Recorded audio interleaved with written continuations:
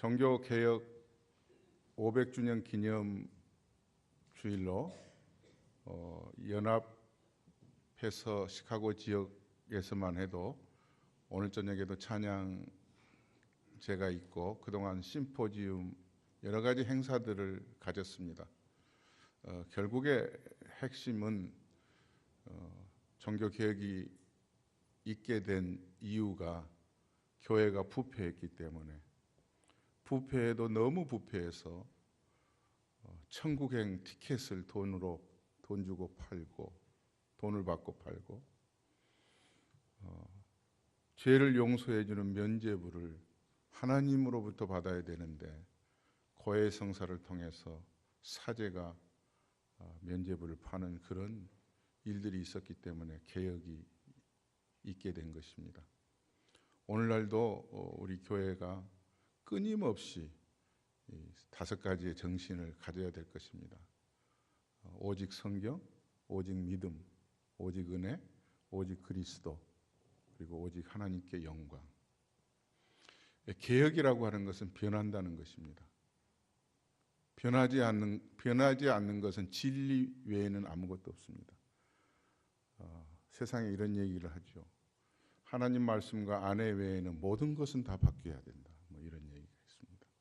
오늘 본문 7절 한 절을 중심으로 해서 남편이 변해야 가정이 산다. 가정이 변해야 교회가 살아가야 되는 이유는 기초가 가정 안에서 남편이 바뀌어야 된다는 사실이죠.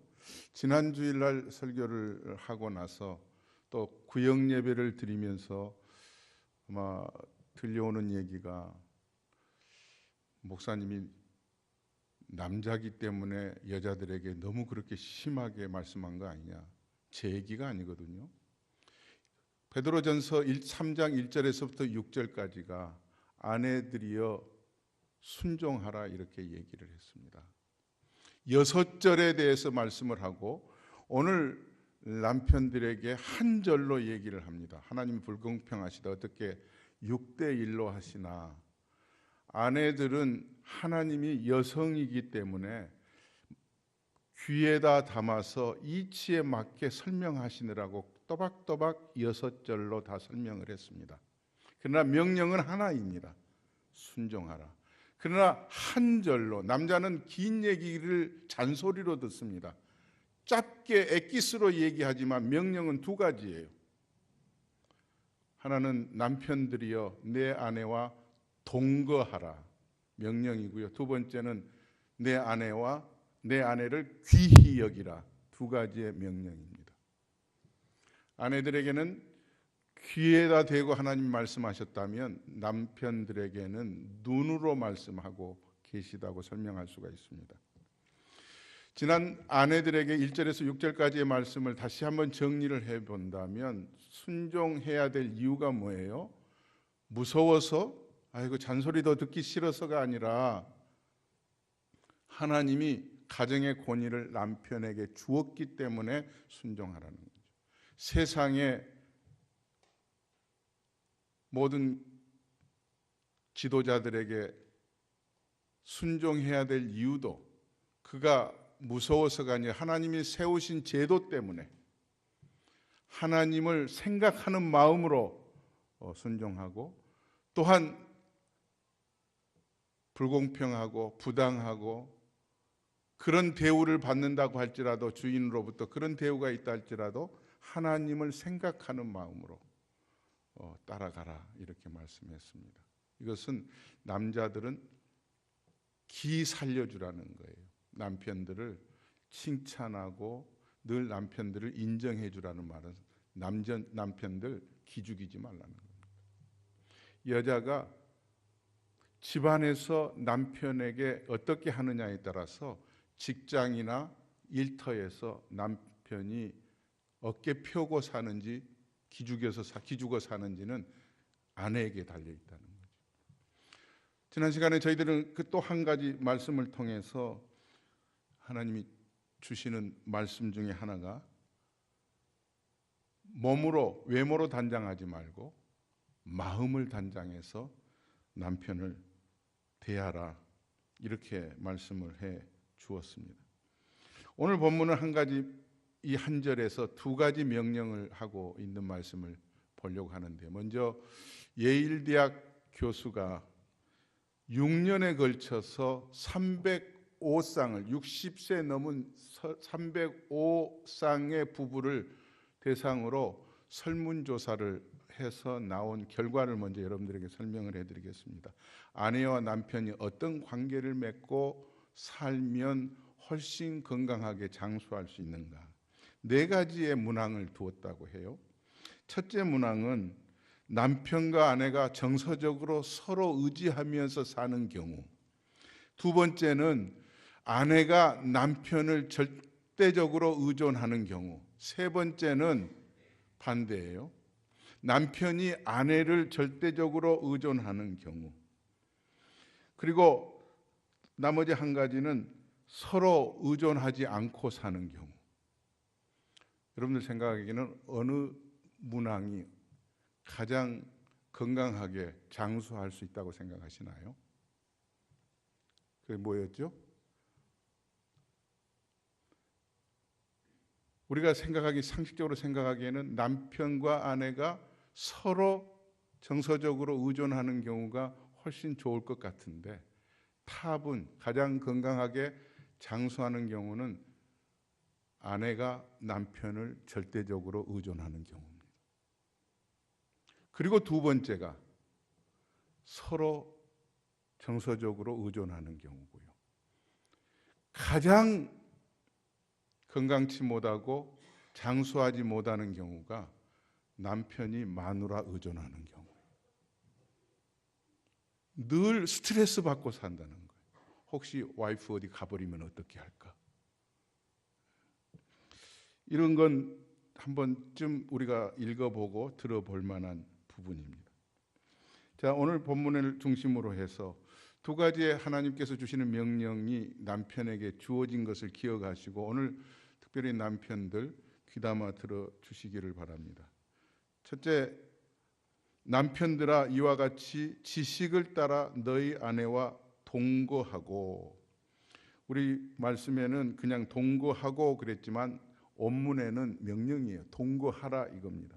지금 우리가 사용하고 있는 그런 언어의 표현으로는 한 집에서 살라 이런 말로밖에 안 들리는 거예요. 마치 룸메이트로 살라 이런 건데, 당시 이 헬라의 이 단어 동거하고는 마태복음 1장에서부터 계시록 마지막 장 마지막 절까지 해서 이 단어가 여기 신약에 한 군데밖에 안 쓰여져 있는 거예요. 시노이케오라고 하는 단어가 쓰여져 있는데, 이 말은 구약 말씀으로 이렇게 풀어서 설명해 보면은 남자가 부모를 떠나 그 아내와 합하여 둘이 한 몸을 이룬다 이런 말씀이에요.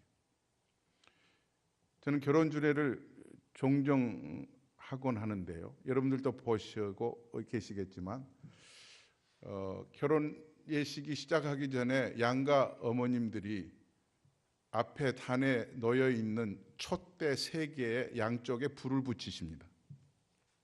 가운데 촛대는 불 붙이지 않지만 큰 촛대예요. 의미는 우리가 너무나도 잘 알지요. 불을 양쪽에 붙여 놓았다가 결혼 예식이 진행되고 나서 서약을 마치고 나면 이제 둘이 한 몸이 됐다고 하는 표시로 신랑 신부가 앞으로 나가서 양쪽에 촛불을 들고 가운데 불을 붙이고 자기의 촛불을 끕니다. 이제는 끈다고 하는 것은, 그리고 하나로 뭉쳤다고 하는 의미는 이제 내 개인적인 주장, 내 지난날 부모님으로부터 받았던 그런 어떤 관습, 습관들을 둘이 한 몸이 되는데 방해가 된다면 그거 다 떨쳐버리겠다. 그런 의미예요. 그런데 우리가 실제적으로 살아가 보면 촛불이 계속 3개 켜 있는 것처럼 살아가는 거예요. 나는 나, 너는 너. 그렇게 하지 말라는 게 동거하라는 거예요. 또 하나의 말씀으로는 우리가 창세기 2장 23절에도 나와 있지만은 아담을 지어 놓으시고 독처하는 것을 보시면서 돕는 배필로 하와를 만들어 주시고 하나님이 설명하십니다. 뼈 중에 뼈요 내 살 중에 살이로다 이렇게 말씀해요. 한 몸을 이루었다는 거예요. 예수님께서도 신약에 와서 말씀하시기를 마태복음 19장 4절 이후에 이렇게 말씀하세요. 사람이 그 부모를 떠나서 아내에게 합하여 그 둘이 한 몸이 될지니라 하신 것을 읽지 못하였느냐. 그런즉 이제 둘이 아니요 한 몸이니 그러므로 하나님이 짝지어 주셨다. 짝이라고 예수님은 표현하고 있어요. 부부가 짝이라는 말이 동거한다 이런 말입니다.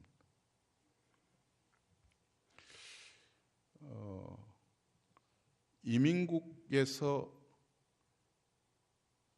미국의 시민권을 가지고 계신 사람하고 결혼을 하기로 하고 특별히 한국에서 이제 오신다고 하면 서류를 제출을 하는데 이민국 직원들이 이제는 직접 부부를 만나서 상담을 하고요.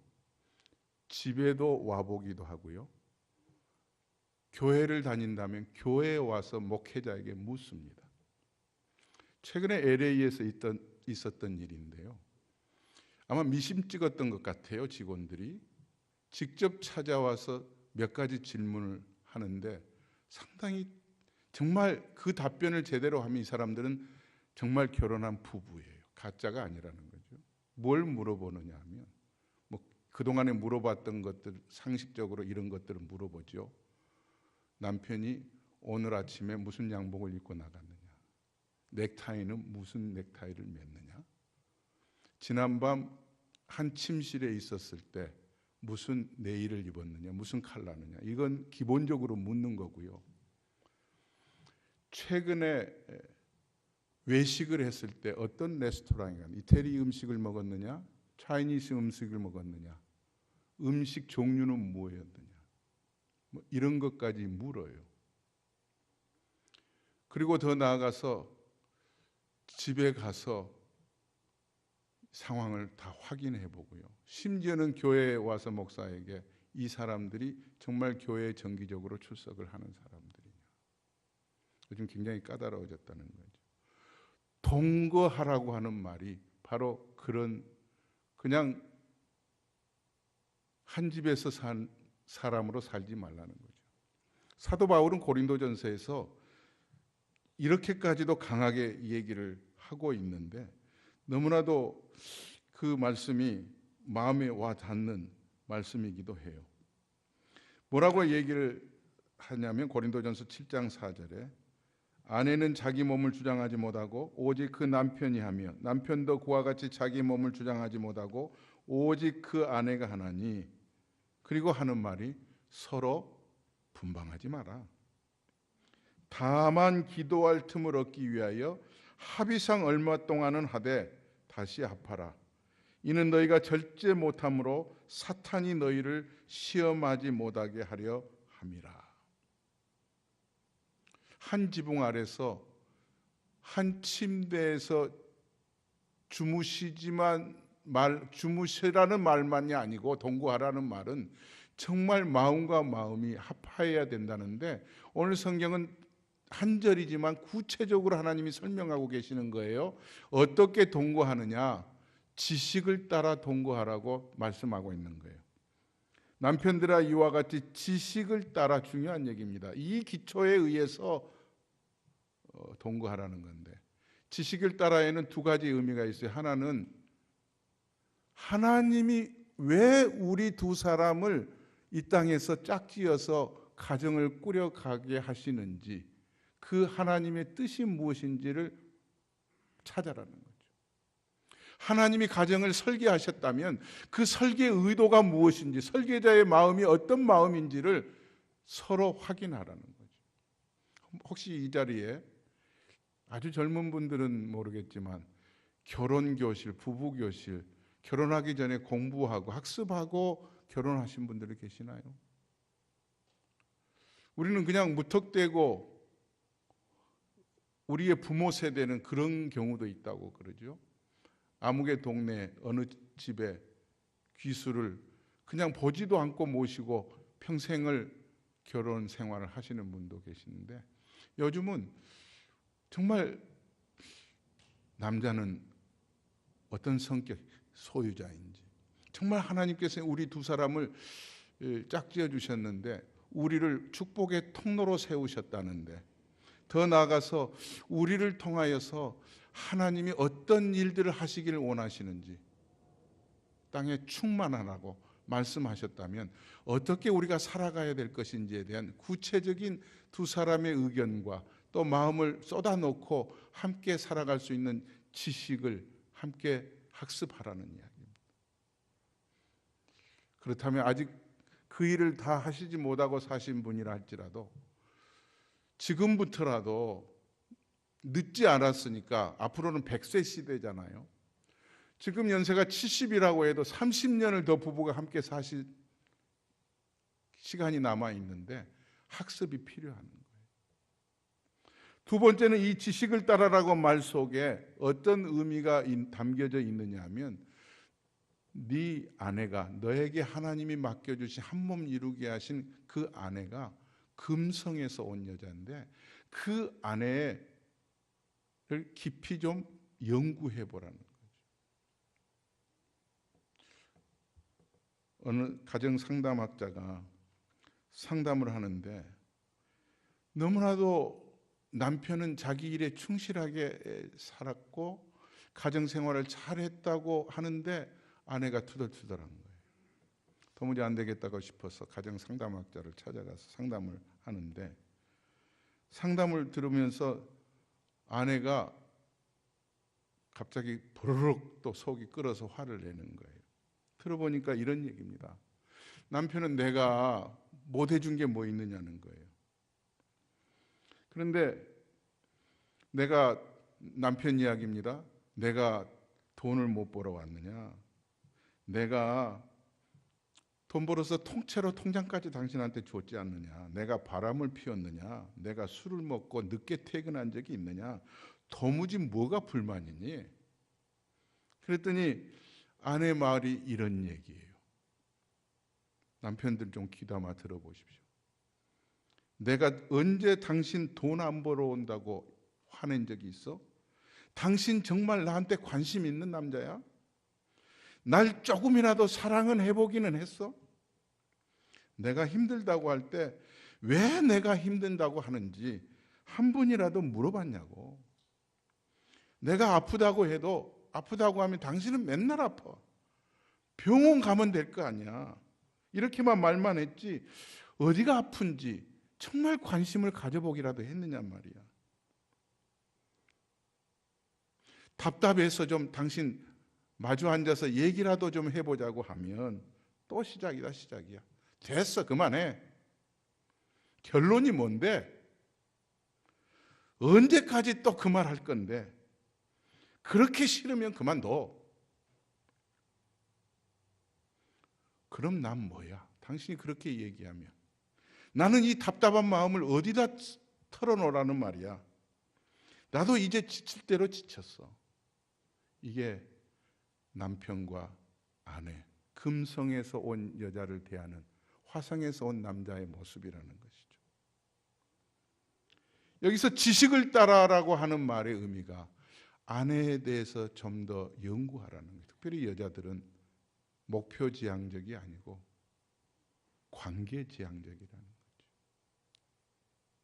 곁에 있어서 들어주기를 기대하는, 들어만 줘도 사랑한다고 하는 마음으로 마음을 열게 된다는 겁니다.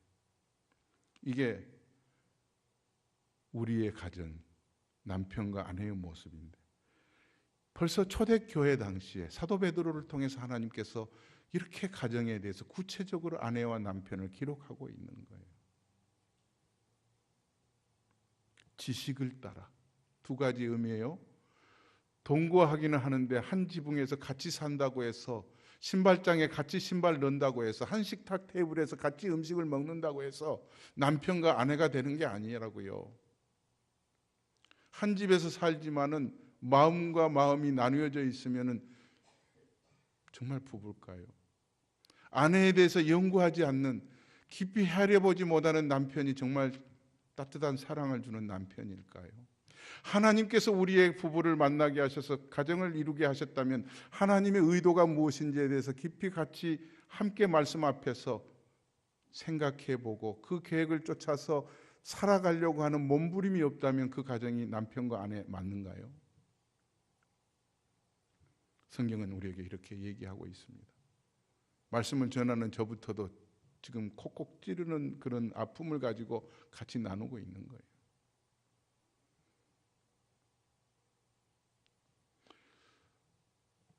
두 번째, 하나님이 주시는 명령은 귀히 여기라는 겁니다. 한 절인데 여자분들에게는, 아내들에게는 한 가지의 명령으로 순종하라고 했다면 남편들에게는 한 절에서 두 가지의 명령을 하고 있는 거예요. 동거하라는 것과 함께 귀히 여기라. 귀히 여기라는 말은 네 아내를 보석처럼 여기라는 거예요.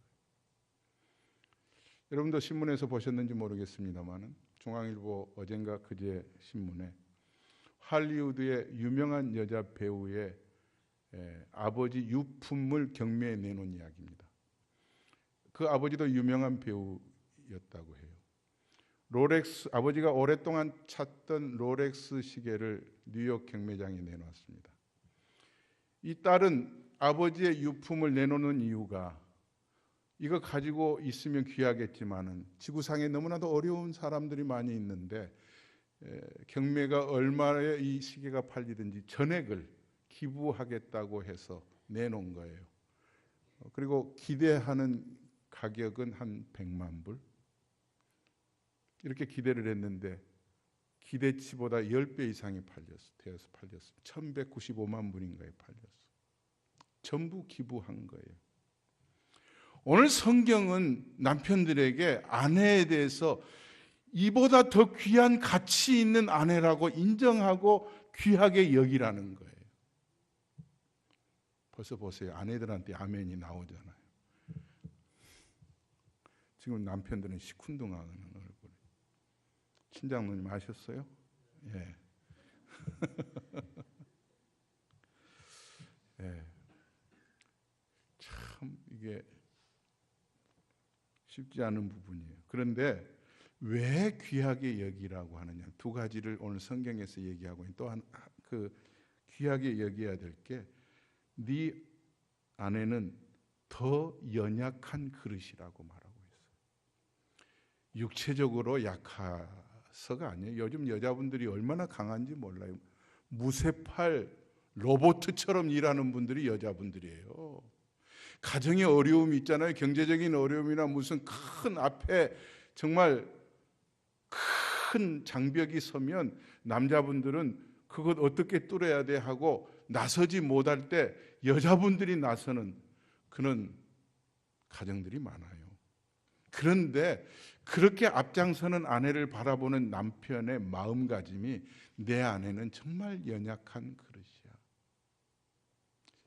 그 말은 말 한마디라도 한마디 잘못하면 그냥 대수롭지 않게 듣고 아무렇지도 않게 생활하는 것 같지만 그 마음의 상처가 얼마나 큰지.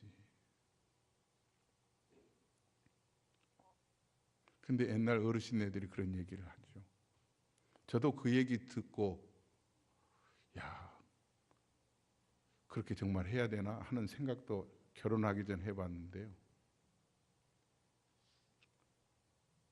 아내와 북어는 3일에 한 번씩 때려야 두들겨 패야 부드러워진다. 이런 말 들었어요. 제가 살았던 시골에서는요, 정말 3일이 아니라 하루에 하루 저녁에도 여자분들의 그냥 그 신음소리 들리는 그 듣고 자란 적이 있었어요.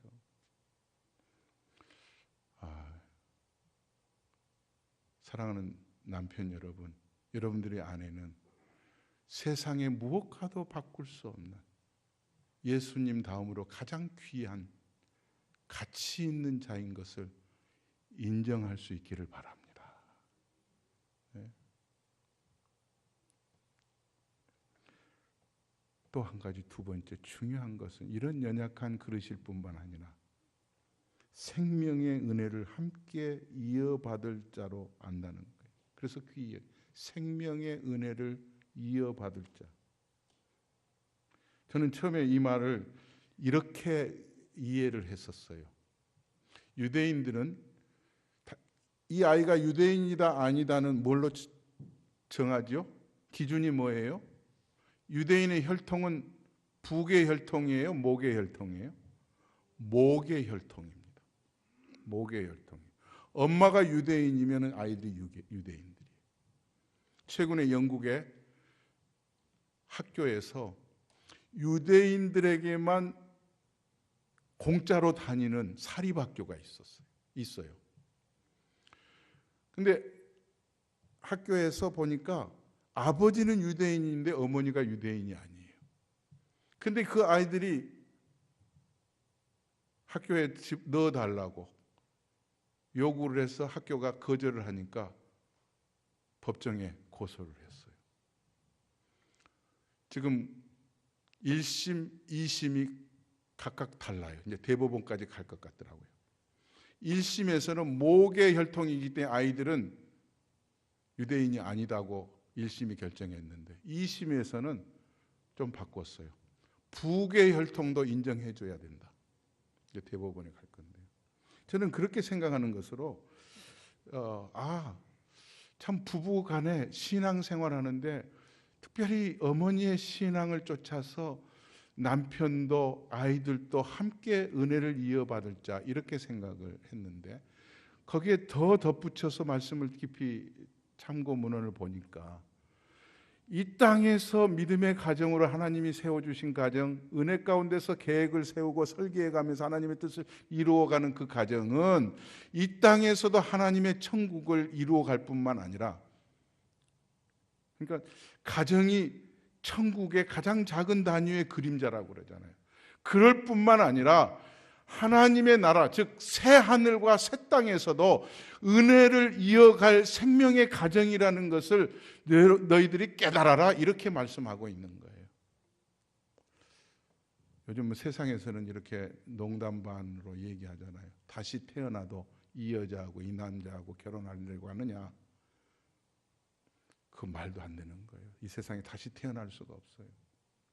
그러나 오늘 이 말씀은 귀하게 여기라고 하는 것은 정말 생명의 은혜를 함께 이어받을 자라고 하는 사실 때문에 새 하늘과 새 땅에서도 함께 하나님의 나라의 아름다움을 누리면서 하나님의 이름을 높여드리면서 영원토록 살 수 있는 나의 반려자인 것을 기억하고 귀하게 여기라고 하는 말씀을 남편들은 들으실 수 있기를 바랍니다. 대답을 아무도 안 하시는 것이 아이고 천국 가서도 이 여자하고 또 살아야 돼? 예? 그때는요 정말 화려하게 우리가 상상할 수 없을 만큼 하나님께서 영광스러운 모습으로 바꾸어 놓으셨기 때문에 정말 사랑하고 아름답게 살아갈 수 있을 줄로 믿습니다. 이 두 가지 한 몸을 이루어서 동거하며 무엇보다도 귀하게 여기면서 아내를 대하는 남편들은 다음 절에 해당이 안 되겠지만 그렇지 않는 남편들은 이 말씀 잘 귀담아 마음에 새겨야 될 거예요.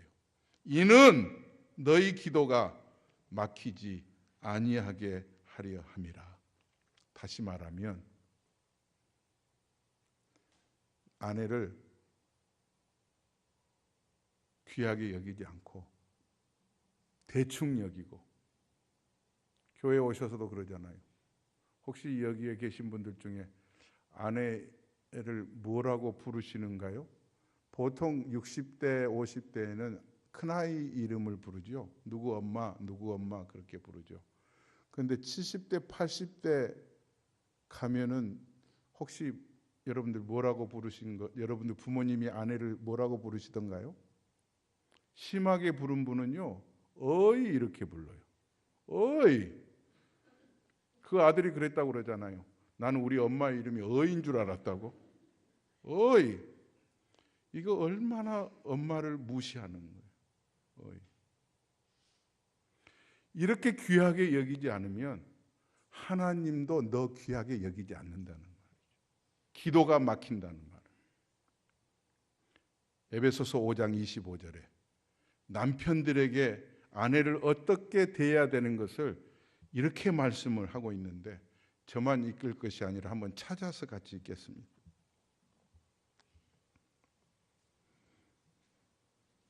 에베소서 5장 25절.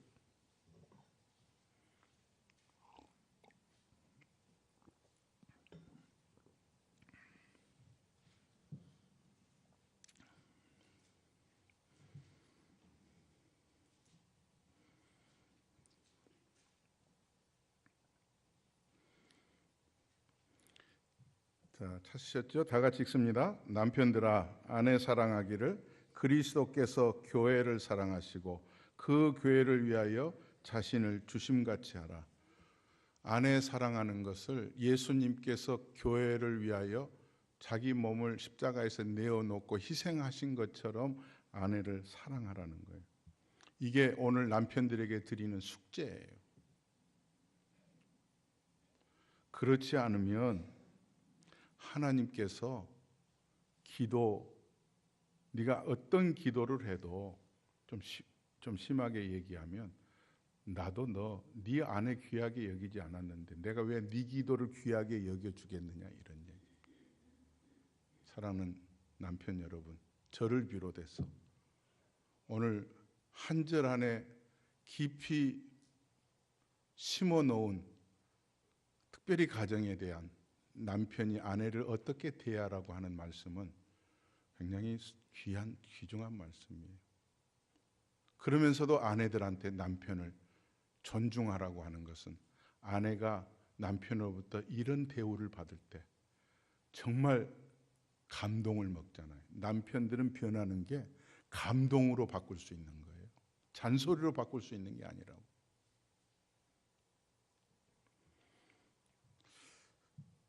특별히 교회 생활을 우리가 할 때 보면은요, 특별히 아내들이 마음에 상처를 입어도 표현을 안 하는 아내들이 있는데, 자기 남편이 아내인 자기에 대해서는